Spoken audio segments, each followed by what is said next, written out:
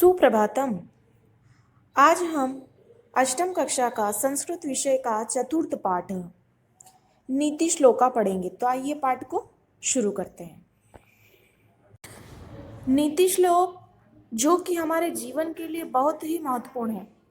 नीति श्लोक में जो बातें बताई गई हैं उन बातों को हमें अपने जीवन में उतारना चाहिए। नीति श्लोकेषु नीति भवति, अर्थात नीति श्लोकों में नीति होती है। जीवन विषय, समाज विषय, राष्ट्र विषय, धर्म वैराग्य, संस्कार, परोपकार आदि विषय प्रामाणिकम सुचिंतितम वैज्ञानिकम च चिंतनम नीति श्लोकेषु लभ्यते, अर्थात जीवन के विषय में, समाज के विषय में, राष्ट्र के विषय में, धर्म वैराग्य संस्कार परोपकार आदि विषय में प्रामाणिक सुविचारित और वैज्ञानिक चिंतन नीति श्लोकों में प्राप्त होता है।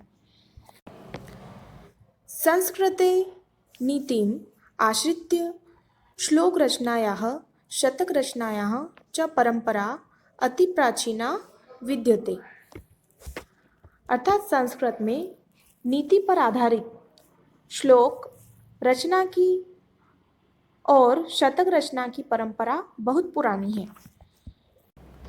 वस्तुतः अल्पे शब्दे महनीय भावना नाम उदात्त विचाराणाम श्रेष्ठ विषयाणाम च महत्वपूर्णम विवरणम नीति श्लोकेषु लभ्यते, अर्थात वास्तव में कम शब्दों में महान भावनाओं का, ऊंचे विचारों का और श्रेष्ठ विषयों का महत्वपूर्ण विवरण नीति श्लोक में मिलता है। पहला श्लोक है अर्थागमो नित्य मरोगिता च प्रिया च भार्या प्रियवादिनी च वश्यच्च पुत्रो अर्थकरी च विद्या षड जीवलोकस्य सुखानि राजन। यहाँ अर्थगमः का अर्थ होता है धन का आगम और आरोगिता अर्थात निरोगिता। इस प्रकार नित्य धन का आगम हो, निरोगिता हो, भार्या अर्थात पत्नी, प्रियवादिनी प्रिय बोलने वाली, च वश्यश्च पुत्रो अर्थकारी, वश्य अर्थात आज्ञापालक, अर्थकरी धन संग्रह करने वाला।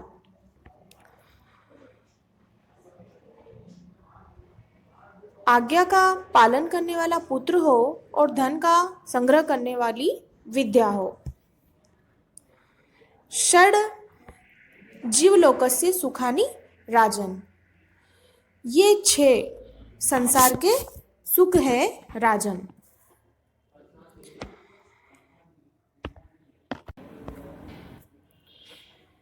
दूसरा श्लोक है अयुक्तम स्वामिनो युक्तम युक्तम नीचस्य दूषणम अमृतम राहवे मृत्यु विषम संकरभूषणम,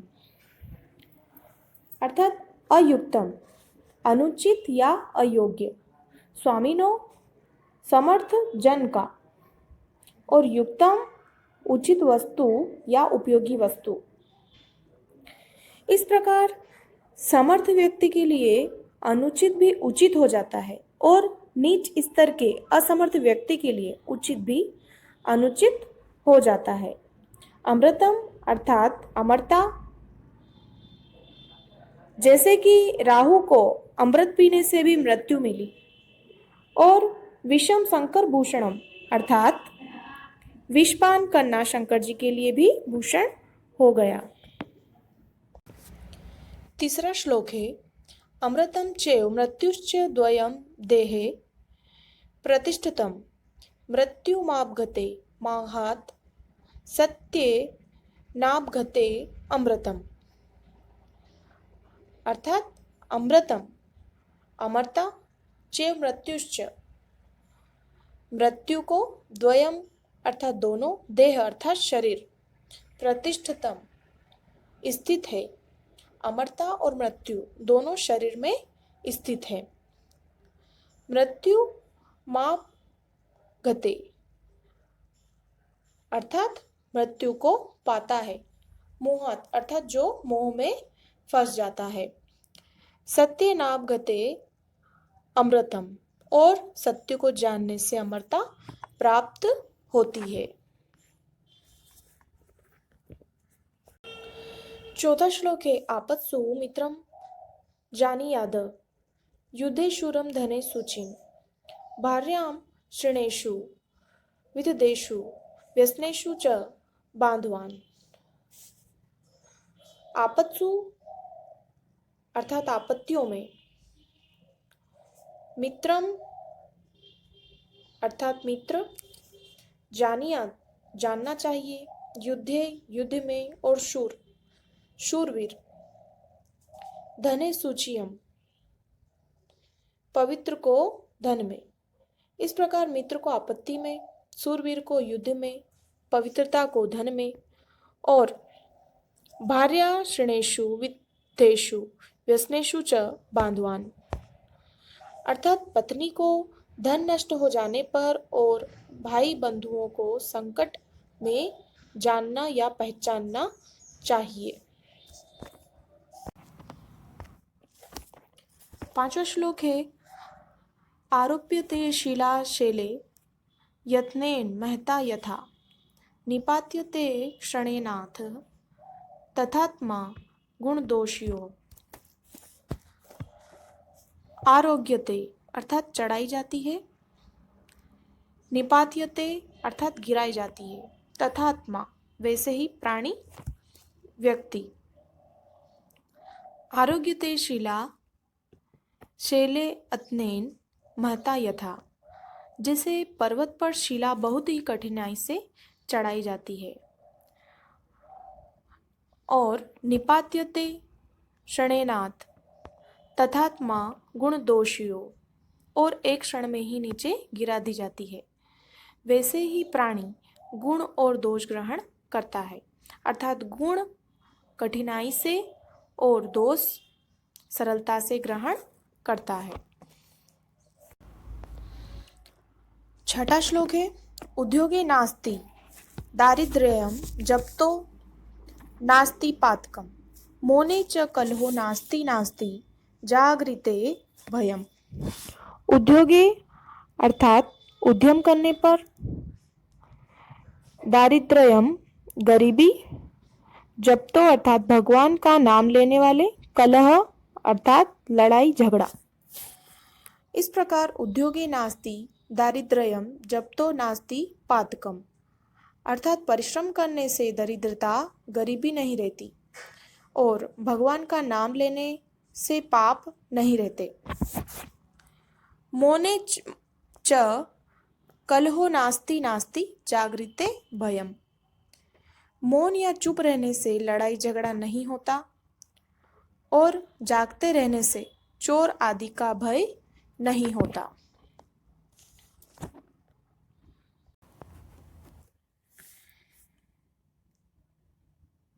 सातवां श्लोक है किम छिद्रम को नु संगो मे किम वात्स्यत्य विनिपातितम कुतो मामा श्रयेत दोष इति नित्यम विचिंतयेत। छिद्रम अर्थात दुर्बलता, गलती या बुराई, संगो आसक्ति, और अविनिपातितम अर्थात वह कौन सी वस्तु जो पतनशील नहीं है, ममाश्रयेत अर्थात मुझ में आते हैं। किम छिद्रम को नु संगो में किम वात्स्य विनिपातितम अर्थात मुझ में क्या बुराई है या क्या आशक्ति है, अथवा वह कौन सी वस्तु है जो पतनशील अर्थात नष्ट होने वाली नहीं है। कुतो मामाश्रयेत दोषः अर्थात मुझ में दोष बुराई कहाँ से आते हैं। इति नित्यम विचिंतयते इसके विषय में सदा सोचना चाहिए। 8वां श्लोक है गुणेषु क्रियताम यत्न किमाटोपे प्रयोजनम विक्रयन्ते न घंटाभिर्गावः क्षीरविवर्जिताः। गुणेषु अर्थात गुण के उपार्जन में, किमाटोपे बाहरी आडंबरों से क्या, घंटा भी घंटे लटकाने से, और क्षीर विवर्जिताः दूध से रहित।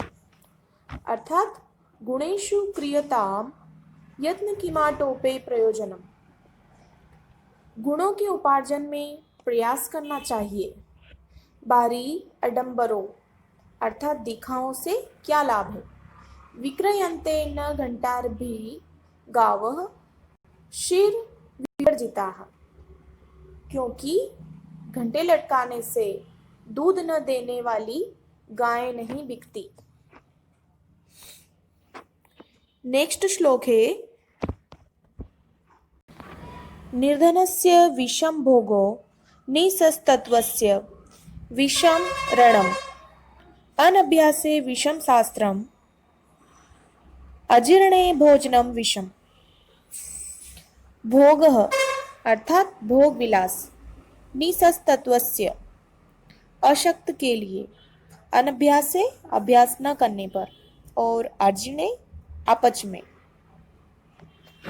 इस प्रकार निर्धनस्य विषम भोगो निसस्तत्वस्य विषम रणम, निर्धन के लिए भोग विलास विष है, अशक्ति अर्थात शक्तिहीन के लिए युद्ध विष है, अनभ्यासे विषम शास्त्रम अभ्यास न करने के लिए शास्त्र विष है, अजीर्णे भोजनम विषम और अपच होने पर भोजन विष है।